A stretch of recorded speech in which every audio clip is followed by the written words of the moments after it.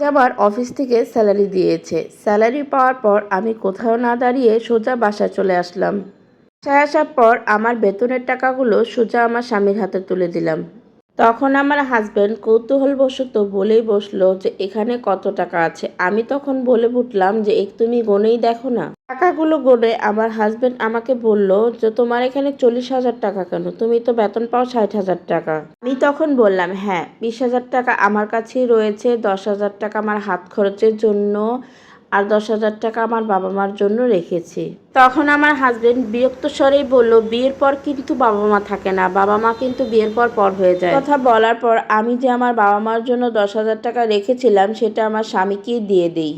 তারপর আমার স্বামী বলে উঠল, তোমার হাত খরচের জন্য টাকা লাগবে কেন, তোমার সব খরচই তো আমি দিই, যাতায়াত খরচ আমি দিই, কসমেটিক আমি দিই, ফলে তোমার আর কিসের হাত খরচের টাকা লাগবে। এই কথা শোনার পর আমি আমার জন্য যে 10,000 টাকা হাত খরচের জন্য রেখেছি সেটাও আমার স্বামীকে দিয়ে দিই।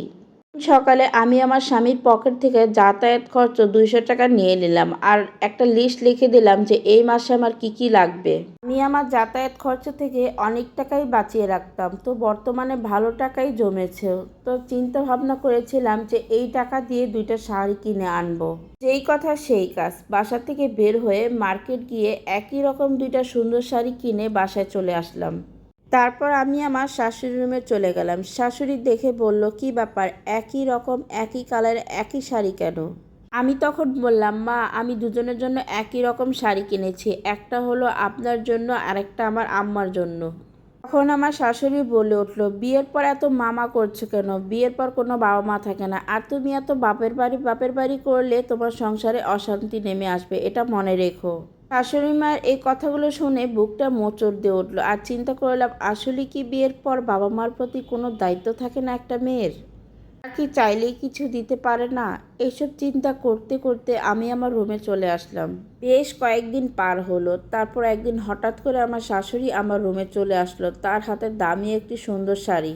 আমার শাশুড়ি মাকে জিজ্ঞেস করলাম, মা এই সুন্দর শাড়িটা আপনাকে কে দিয়েছে? তখন আমার শাশুড়ি বলল, আমার মেয়ের জামাই আমাকে এই শাড়িটা গিফট করেছে।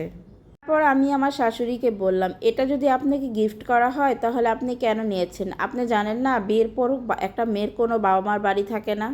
এতে তো আপনার মেয়ে অসুখী থাকবে, ঝামেলা বাঁধবে। এরপর আমার শাশুড়ি রুম থেকে মুখ বেঁকিয়ে চলে গেল, কারণ আমাকে কী বলবে তার তো বলার কোনো ভাষাই নেই।